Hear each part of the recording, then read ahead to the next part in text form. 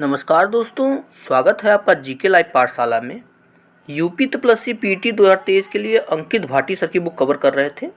इसमें जो है आज के लेक्चर में करंट अफेयर का सेक्शन कवर करेंगे। इससे पहले के लेक्चर में करंट अफेयर में राष्ट्रीय घटनाक्रम और अंतर्राष्ट्रीय घटनाक्रम पूरा हो चुका है। आज हम जो है आर्थिक घटनाक्रम से आगे कंटिन्यू करेंगे। तो प्लीज़ आप लोग वीडियो को लाइक कीजिएगा, चैनल को जरूर सब्सक्राइब कीजिएगा। चलिए शुरुआत करते हैं आर्थिक घटनाक्रम की।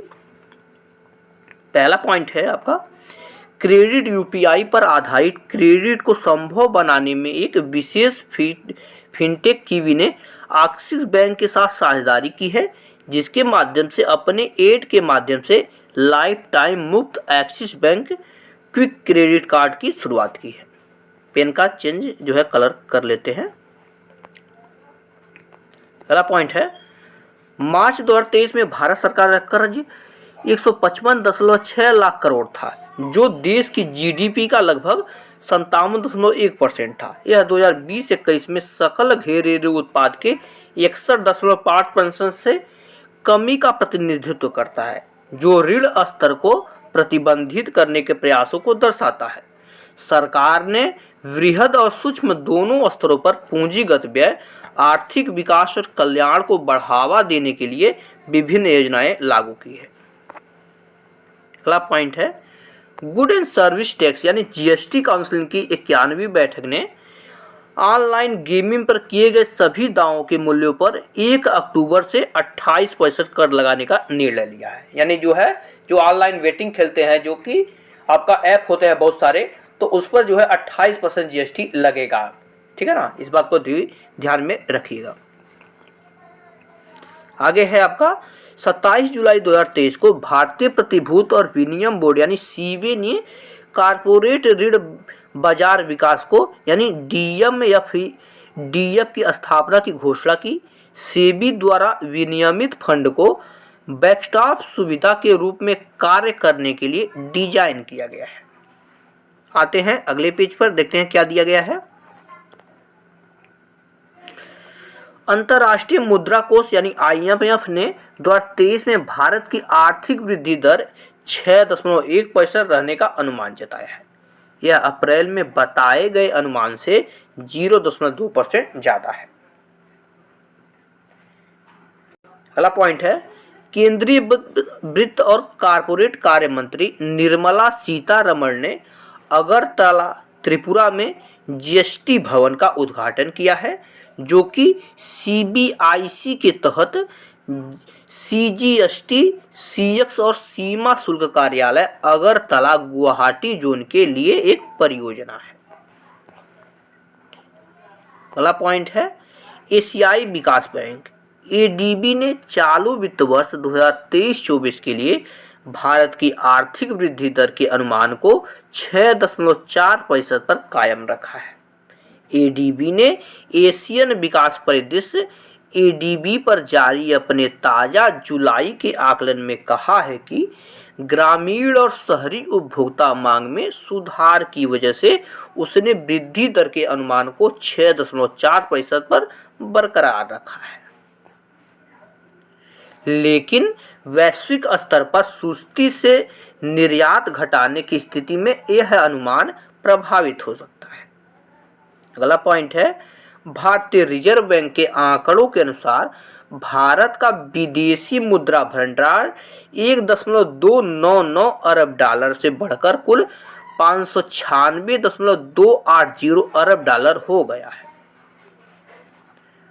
अगला पॉइंट है, भारत की खुदरा मुद्रास्फीति, जिसे उपभोक्ता मूल्य सूचकांक सीपीआई द्वारा मापा जाता है, खाद्य कीमतों में भारी बढ़ोतरी के बाद जून में बढ़कर 4.81 हो गई है। 12 जुलाई 2023 को जारी आंकड़ों के मुताबिक जून में खाद्य मुद्रास्फीति 4.49% रही है। अगला पॉइंट, वित्त मंत्रालय ने घोषणा की है कि एक नए स्रोत पर कर संग्रह टीसीएस के नियम का कार्यान्वयन, जिसमें लिबरलाइज्ड और रेमिटेंस स्कीम एलआरएस के तहत विदेशी प्रेरण पर 20% की उच्च दर शामिल है। इसको 3 महीने के लिए स्थगित कर दिया जाएगा। यह नियम पहले से निर्धारित 1 जुलाई 2023 की बजाय अब 1 अक्टूबर से लागू होगा। अगला पॉइंट, प्रमुख credit rating agency S&P global rating ने भारत की जीडीपी में 2023-24 के लिए 6% की वृद्धि की उम्मीद की है। S&P इस बात पर जोर देता है कि एशियाई उभरती बाजार अर्थव्यवस्थाएं 2026 तक वैश्विक विकास दृष्टिकोण में सबसे तेजी से बढ़ती अर्थव्यवस्थाओं में से एक है। अगला पॉइंट, 19 मई 2023 को भारतीय रिजर्व बैंक ने अपनी स्वच्छ नोट नीति के तहत 2000 के करेंसी नोटों को संचलन से वापस लेने की घोषणा की है। यानी 19 मई 2023 को 2000 के नोट जो है चलन से बाहर हो गए हैं।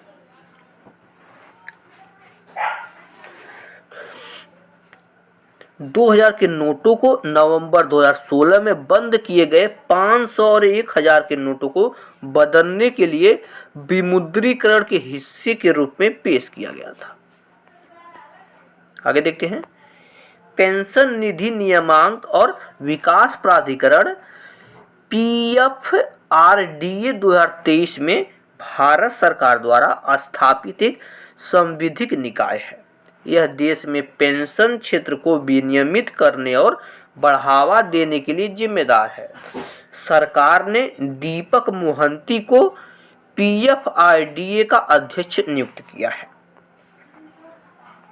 आगे देखते हैं, केंद्रीय वित्त और कॉर्पोरेट मामलों की मंत्री निर्मला सीतारमण ने 8 मई को नई दिल्ली में वित्तीय स्थिरता और विकास परिषद की 27वीं बैठक की अध्यक्षता की। नेक्स्ट है, सार्वजनिक क्षेत्र की बिजली कंपनी NTPC समूह ने अपनी स्थापित क्षमता बढ़ाकर 72,304 मेगावाट बिजली क्षेत्र का एक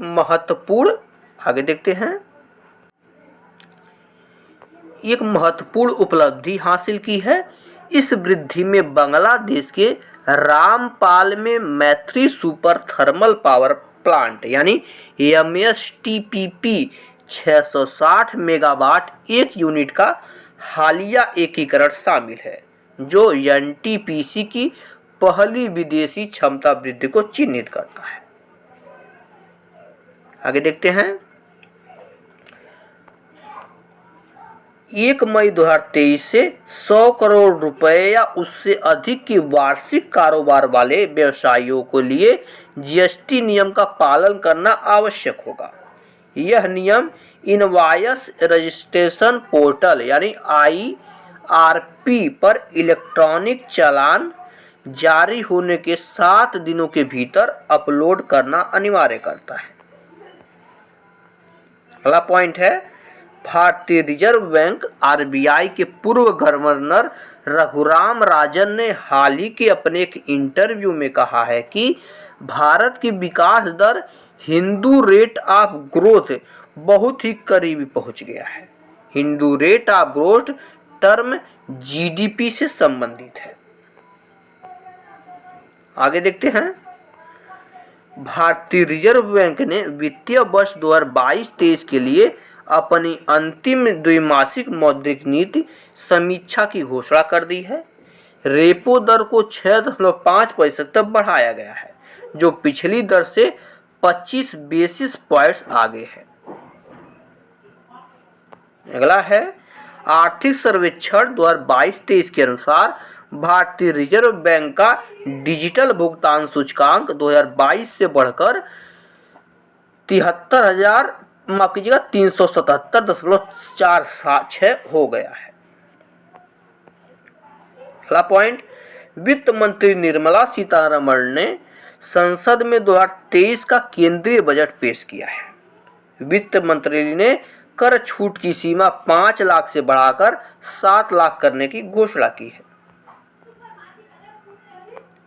अगला है, अंतर्राष्ट्रीय मुद्रा कोष ने वर्ल्ड इकोनॉमिक आउटलुक का जनवरी अपडेट जारी किया है। रिपोर्ट के अनुसार भारत की विकास दर 2022 में 6.8% से घटकर 2023 में 6.1% होने की उम्मीद है। नेक्स्ट पॉइंट, जनवरी 2023 की आधी रात से क्रोएशिया अपनी कूना मुद्रा को अलविदा कह दिया है। साथ ही क्रोएशिया रोगेन जोन में भी शामिल हो गया है, यानी कूना मुद्रा यहाँ पर जो है बंद हो गई है। अगला पॉइंट, वित्त वर्ष 2023 से 31 तक भारत की अर्थव्यवस्था करीब दोगुनी यानी 6.7 ट्रिलियन डॉलर हो जाएगी, जो मौजूदा समय में 3.4 ट्रिलियन डॉलर है। आगे देखते हैं, आयकर विभाग ने AIS ऐप लॉन्च कर करदाताओं को एक नई राहत दी है। इस ऐप का इस्तेमाल कर टैक्स पेयर अपने TDS और TCS की विवरणी समेत ब्याज, लाभांश और शेयर सौदों से जुड़ी सारी जानकारी अपने मोबाइल पर ही देख सकेंगे। आगे देखते हैं, घरेलू रेटिंग एजेंसी CRISIL का मानना है कि वित्त वर्ष 2023-24 में देश की अर्थव्यवस्था 6% की दर से बढ़ेगी। एजेंसी के मुताबिक अगले 5 सालों तक देश की अर्थव्यवस्था औसत 6.8% दर की ग्रोथ से करेगी। क्रिसिल का यह अनुमान अर्थव्यवस्था की वृद्धि के बारे में लगाए गए अन्य आकलन के समान है। अगला पॉइंट, सांख्यिकी और कार्यक्रम क्रियान्वयन मंत्रालय द्वारा 13 मार्च को प्रकाशित आंकड़ों के अनुसार फरवरी में भारत की खुदरा मुद्रास्फीति जनवरी 2023 में 6.52% से घटकर 6.44% हो गई है।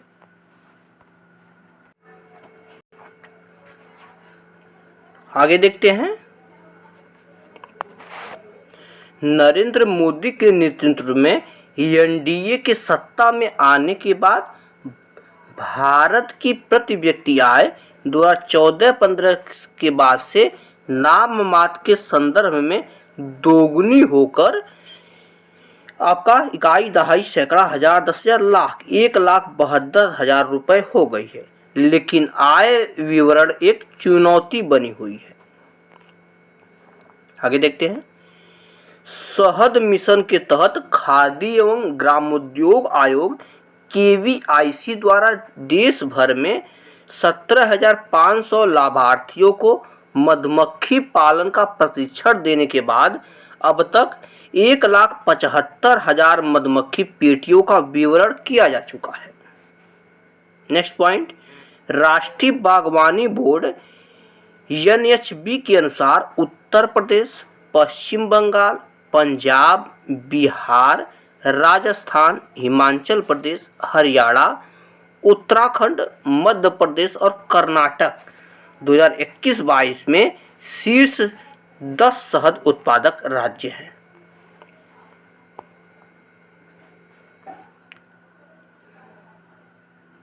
नेक्स्ट पॉइंट, 31 मार्च 2023 को समाप्त होने वाले वित्तीय वर्ष में भारत का कृषि क्षेत्र निर्यात एक नई ऊंचाई पर पहुंच सकता है, परंतु साथ ही आयात में भी उतनी ही वृद्धि हुई है, जिससे कुल कृषि व्यापार अधिशेष में गिरावट आई है। केंद्रीय बजट 2023-24 में सरकार ने सापेक्ष राजकोषीय विवेक को अपने घोषणा की और वित्त वर्ष 2024 में राजकोषीय घाटे में सकल घरेलू उत्पाद GDP के 5.9% तक गिरावट का अनुमान लगाया है, जो वित्त वर्ष 2023 में 6.4% था। आगे देखते हैं, उत्पादन लिंक प्रोत्साहन यानी PLI योजना के लिए विनिर्माण उद्योग की सकारात्मक प्रक्रिया के फलस्वरूप श्रम बल कौशल को उन्नत करने पुरानी मशीनरी को बदलने, उत्पाद बढ़ाने, सुव्यवस्थित रसद और संचालन सुनिश्चित किए जाने की संभावना है, जिससे भारत को विनिर्माण क्षेत्र में एक प्रमुख अभिकर्ता के रूप में उभरने का अवसर प्राप्त होगा। अगला प्रश्न अर्थशास्त्र के नोबेल से है। अर्थशास्त्र के नोबेल पुरस्कार 2022 की घोषणा कर दी गई है।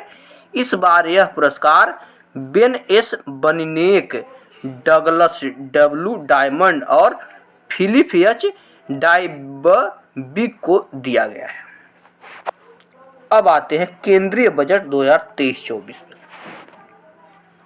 केंद्रीय बजट 2023-24 का एक प्रमुख विषय समावेशी विकास पर ध्यान केंद्रित करना है। सबका साथ सबका विकास जो विशेष रूप से शामिल है। बजट की मुख्य बातें देख लेते हैं। नई आयकर व्यवस्था में बदलाव किया गया है। पूंजी निवेश परिव्यय में 33% की वृद्धि का प्रस्ताव किया गया है, जिससे इसे बढ़ाकर 10 लाख करोड़ रुपए कर दिया जाएगा। अगला देखते हैं। सीमा शुल्क में परिवर्तन, मोबाइल फोन विनिर्माण, झींगा फीड आदि के लिए कुछ इनपुट के आयात पर कमी की गई है और सिगरेट, सोने की वस्तुएं, मिश्रित रबड़ आदि पर वृद्धि हुई है। रेलवे के लिए पूंजी परिव्यय अब तक उच्चतम स्तर 2.40 लाख करोड़ रुपए तक बढ़ गया है। देखते हैं अमृतकाल। भारत के वित्त मंत्री ने इसे अमृतकाल का पहला बजट बताया है। अमृतकाल का दृष्टिकोण एक सशक्त और समावेशी अर्थव्यवस्था है, जो एक मजबूत वित्तीय क्षेत्र साथ प्रौद्योगिकी संचालित और ज्ञान का आधारित है। बजट 2023-24 की प्राथमिकताएं इसे देखते हैं। कृषि में क्या किया गया है। Digital public infrastructure. कृषि के लिए डिजिटल पब्लिक इंफ्रास्ट्रक्चर को एक ओपन सोर्स, ओपन स्टैंडर्ड और इंटर ऑपरेबल पब्लिक गुड के रूप में बनाया जाएगा, जिसके परिणाम निम्नलिखित होंगे। क्या होंगे? समावेशी किसान केंद्रित समाधान होगा। फसल योजना स्वास्थ्य के लिए प्रासंगिक होगा। कृषि आदानों, ऋण और बीमा तक बेहतर पहुंच होगी। कृषि तकनीक उद्योग और स्टार्टअप विकास का समर्थन होगा। कृषि स्टार्टअप के लिए वित्त पोषण क्या दिया जाएगा, इसे देखते हैं। ग्रामीण क्षेत्रों में युवा उद्यमियों द्वारा कृषि स्टार्टअप को प्रोत्साहित करने के लिए कृषि त्वरक कोष की स्थापना की जाएगी। कृषि ऋण देख लेते हैं। पशुपालन, डेयरी और मत्स्य पालन पर ध्यान केंद्रित करते हुए कृषि ऋण लक्ष्य को बढ़ाकर 20 लाख करोड़ रुपए किया जाएगा। मछुआरों, मछली विक्रेताओं और एमएसएमई के लिए 6000 करोड़ रुपए के लक्षित निवेश के साथ पीएम मत्स्य संपदा योजना की एक नई उप योजना शुरू की जाएगी। बागवानी के क्षेत्र में क्या किया जाएगा? 2200 करोड़ रुपए की लागत से उच्च मूल्य वाली बागवानी फसलों के लिए रोग मुक्त गुणवत्तापूर्ण रोपण सामग्री की उपलब्धता को बढ़ावा देने के लिए आत्मनिर्भर स्वच्छ संयंत्र कार्यक्रम शुरू किया जाएगा। बाजरा के लिए क्या किया जाएगा? भारत को श्री अन्न का वैश्विक केंद्र बनाने के लिए भारतीय बाजरा अनुसंधान संस्थान हैदराबाद को अंतर्राष्ट्रीय स्तर पर सर्वोच्च प्रथाओं, अनुसंधान और प्रौद्योगिकियों को साझा करने के लिए उत्कृष्टता केंद्र के रूप में समर्थन दिया जाएगा। कृषि सहकारिता के क्षेत्र में क्या किया गया है? सहयोग की समृद्धि के दृष्टिकोण को पूरा करने के लिए सरकार अगले 5 वर्षों में विकेंद्रीकृत भंडारण क्षमता स्थापित करने और अछूते गांव की कई सहकारी समितियों की स्थापित करने की योजना बना रही है। शिक्षा और कौशल के बारे में देखते हैं। शिक्षा और प्रशिक्षण के जिला संस्थानों के माध्यम से संशोधित शिक्षक प्रशिक्षण दिया जाएगा। बच्चों और किशोरों के लिए राष्ट्रीय डिजिटल पुस्तकालय स्थापित करने के लिए प्रोत्साहित किया जाएगा। स्वास्थ्य के क्षेत्र में कौन सी घोषणाएं हुई हैं, इसे भी देखते हैं। 2014 से स्थापित मौजूदा 157 मेडिकल कॉलेजों के सह स्थानों पर 157 नए नर्सिंग कॉलेजों की स्थापना की जाएगी। आगे देखते हैं। 2047 तक सिकल सेल एनीमिया को खत्म करने के लिए एक मिशन की शुरुआत की जाएगी। सूखाग्रस्त क्षेत्रों के लिए पानी की व्यवस्था की जाएगी, इसके बारे में देखते हैं।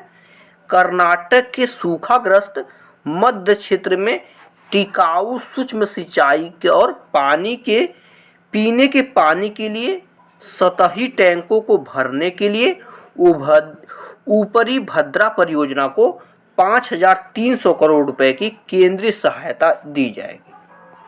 अन्य पहल में देखते हैं क्या क्या इंपॉर्टेंट है। पीएम आवास योजना के परिव्यय 66% से बढ़ाकर 79,000 करोड़ रुपए से अधिक किया जा रहा है। डिजिटल पुरालेखन संग्रहालय में भारत साझा शिलालेख भंडार स्थापित किया जाएगा, जिसके पहले चरण में 1 लाख प्राचीन शिलालेखों का डिजिटलीकृत किया जाएगा। रेलवे में क्या किया गया है, इसे भी देख लेते हैं। रेलवे के लिए 2.40 लाख करोड़ रुपए का पूंजीगत परिव्यय प्रदान किया गया है, जो अब तक का सबसे अधिक परिव्यय है और 2013-14 में किए गए परिव्यय का लगभग 9 गुना है। विमानन में देख लेते हैं क्या किया गया है। क्षेत्रीय हवाई कनेक्टिविटी सुधार के लिए 50 अतिरिक्त हवाई अड्डों, हेलीपोर्ट, जल हवाई अड्डों और उन्नत लैंडिंग मैदानों को पुनर्जीवित किया जाएगा। बंदरगाहों, कोयला, इस्पात, उर्वरक, खाद्यान्न क्षेत्रों में अंतिम और प्रथम मील कनेक्टिविटी के लिए 100 महत्वपूर्ण परिवहन बुनियादी ढांचा परियोजनाओं की पहचान की गई है और निजी स्रोतों से 15,000 करोड़ रुपए सहित 75,000 करोड़ रुपए के निवेश के साथ इन परियोजनाओं को प्राथमिक पर लाया जाएगा। विवादों का समाधान देख लेते हैं। विवाद से विश्वास एमएसएमई के लिए कम कठोर अनुबंध निष्पादन, आसान और मानवीकृत निपटान योजना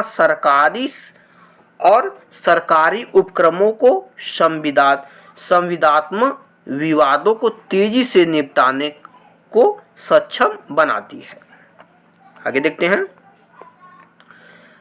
आजादी का अमृत महोत्सव मनाने के लिए एक मुफ्त नई लघु बचत योजना महिला सम्मान बचत प्रमाण पत्र मार्च 2025 तक 2 साल की अवधि के लिए उपलब्ध कराई जाएगी। आगे देखते हैं। भारतीय वित्त मंत्री ने कहा है कि सभी राज्यों को 2023-24 के अंत तक पूंजीगत व्यय के लिए अपने 50 वर्षीय ऋण का उपयोग करना चाहिए। राज्यों को अपने सकल राज्य घरेलू उत्पाद का 3.5% घाटा रखने की अनुमानित है। इस राशि का 0.5% विशेष रूप से बिजली क्षेत्र को सुधारने के लिए नामित किया गया। 2023-24 का अनुमान बजट देख लेते हैं। कुल अनुमानित प्राप्तियां जो है 27.2 लाख करोड़ रुपए है। अनुमानित खर्च देख लेते हैं 45 लाख करोड़ रुपए है। शुद्ध कर प्राप्तियां देख लेते हैं 23.30 लाख करोड़ रुपए है। राजकोषीय घाटा देखते हैं। राजकोषीय घाटा सकल घरेलू उत्पाद का 5.9% है। 2023-24 में राजकोषीय घाटे को पूरा करने के लिए दिनांकित प्रतिभूतियों से शुद्ध बाजार उधार 11.8 लाख करोड़ रुपए होने का अनुमान है। सकल बाजार उधारी 15.4 लाख करोड़ रुपए अनुमानित है। आगे है, साथ ही सरकार 2025-26 तक राजकोषीय घाटे को 4.5% से कम करने की इस योजना पर कायम रहने के लिए प्रतिबद्ध है।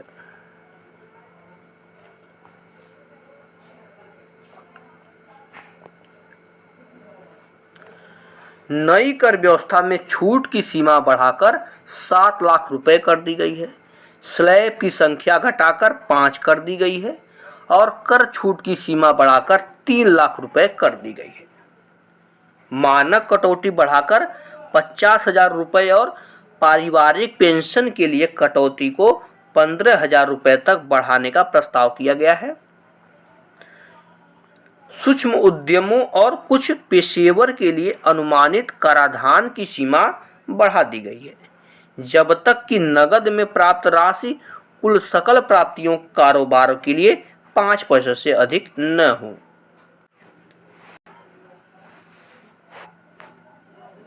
यहाँ से हम लोग जो है उत्तर प्रदेश का बजट देखेंगे 2023-24।